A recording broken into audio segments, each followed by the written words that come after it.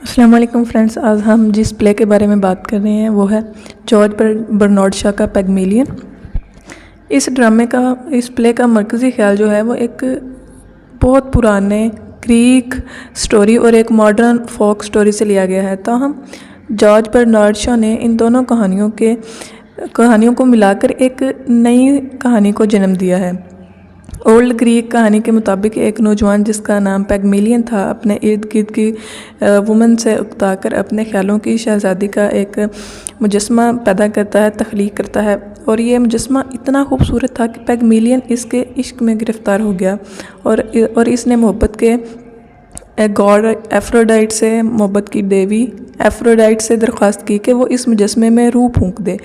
ایفروڈائٹ نے اس مجسمے میں جان ڈال دی۔ پیگمیلین نے اس عورت کا نام گیلیٹا رکھا اور اسے شادی کر لی۔ جبکہ دوسری سٹوری جس سے جارج برنارڈ شاہ نے اپنے اس پلے کا مرکزی خیال ماخذ کیا وہ ایک نیو فوک سٹوری ہے، جدید لوک کہانی ہے، اور اس کہانی کا مرکزی کردار ایک یتیم لڑکی سنڈریلا ہے جو اپنی سوتیلی ماں کے ساتھ رہتی ہے۔ اس کی سوتیلی ماں اس پر ہر طرح سے ظلم و ستم ڈھاتی ہے، لیکن اپنی حقیقی بیٹیوں کو ہر طرح کا آرام و آرائش پہنچاتی ہے۔ لیکن ایک اچھی قسمت ہوتی ہے سنڈریلا کی کہ ایک رحم دل پری کی مدد سے سنڈریلا کی شادی شہزادے سے ہو جاتی ہے۔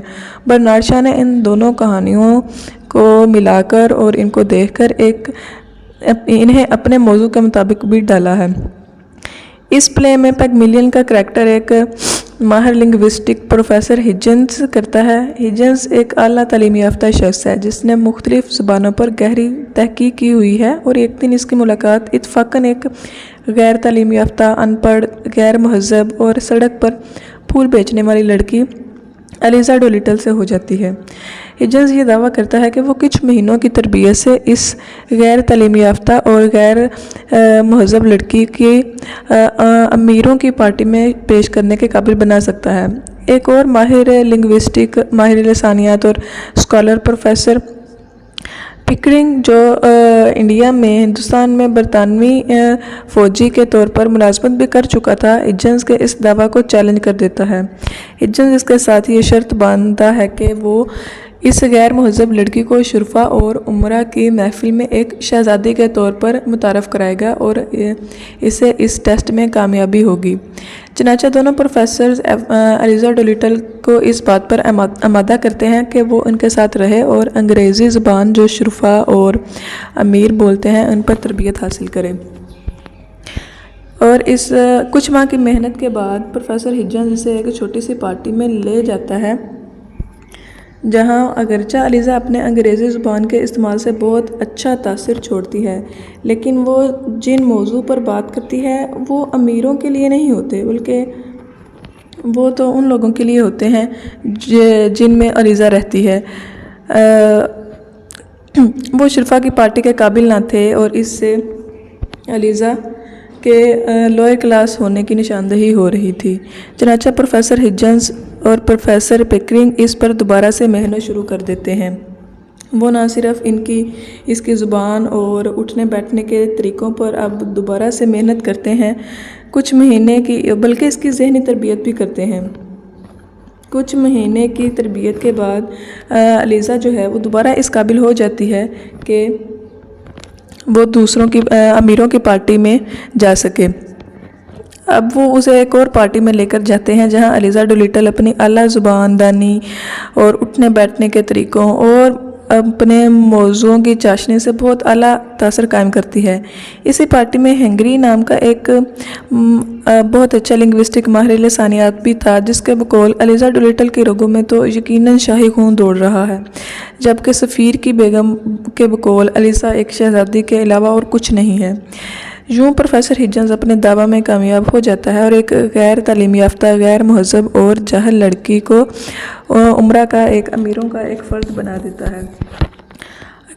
اگر قدیم دور کے پیگمیلین نے ایک مجسمہ کو عورت میں تبدیل کیا تھا تو جدید دور کے پیگمیلین یعنی پروفیسر ہجنز نے ایک جاہل اور غیر مہذب لڑکی کو اس قابل بنا دیا کہ وہ اعلیٰ طبقہ میں ایک معزز خاتون کے طور پر داخل ہو سکے۔ تاہم جارج برنارڈ شاہ کے اس ڈرامے کا اختتام ایسا نہیں ہوتا۔ जैसा कि कदीम यूनानी कहानी और सिंड्रेला जैसी कहानियों का होता है। प्रोफेसर हिजन्स एक सर्द और खुश्क मिजाज स्कॉलर है जो अपनी तख्लीक के लिए किसी किस्म की जज्बाती वाबस्तगी अपने दिल में पैदा नहीं करता।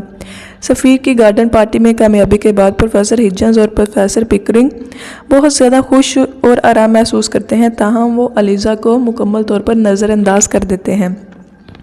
दरअसल वो शुरू से ही एलिज़ा को लिबर्टी के एक मामूली सब्जेक्ट के तौर पर ले रहे थे जिस पर वो अपने एक्सपेरिमेंट कर रहे थे, और एक्सपेरिमेंट के कामयाब होने पर अब वो खुश हो रहे थे। लेकिन इन्हें एलिज़ा के जज्बात का कोई ख्याल नहीं होता। एक आला तबका की खातून में तब्दीली के बाद अब इसके लिए मुमकिन नहीं था कि वो वापस उस घटिया ज़िंदगी की तरफ लौट जाती। चनाचा वो परेशान थी कि अब वो क्या करे। दूसरी तरफ वो प्रोफेसर हिजन्स को अब एक जालिम और सर्द मिजाज शख्स समझने लगती है। इसलिए वो एक रात चुपके से प्रोफेसर हिजन्स के घर से निकल आती है। दरअसल इस दौरान एक गरीब नौजवान जिसका नाम फ्रेडी है एलिज़ा की मोहब्बत में गिरफ़्तार हो चुका होता है।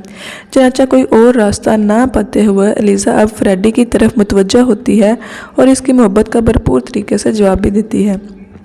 जब प्रोफेसर हिजन्स से इसकी दोबारा मुलाकात होती है तो एलिज़ा इसके साथ सर्द महरी से पेश आती है और इसे चैलेंज करती है कि वो भी अब बतौर अंग्रेज़ी की टीचर काफ़ी रकम कमा सकती है और प्रोफेसर हिजन्स का मुकाबला कर सकती है। अब प्रोफेसर हिजन्स को अंदाज़ा होता है कि इसने वाकई एलिज़ा को एक आला दिमाग की खातून बना दिया है और वो इसे दावत देता है कि वो इसके साथ इसके घर में रह सकती है।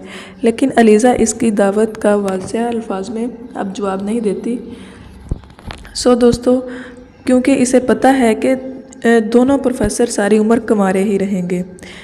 प्ले यहाँ पर ख़त्म हो जाता है कि जॉर्ज बर्नार्ड शॉ के नज़रिए के मुताबिक क्योंकि हिजन्स और एलिज़ा दो मुख्तलिफ़ दुनियाओं से ताल्लुक़ रखते हैं, इनमें शादी मुमकिन नहीं हो सकती।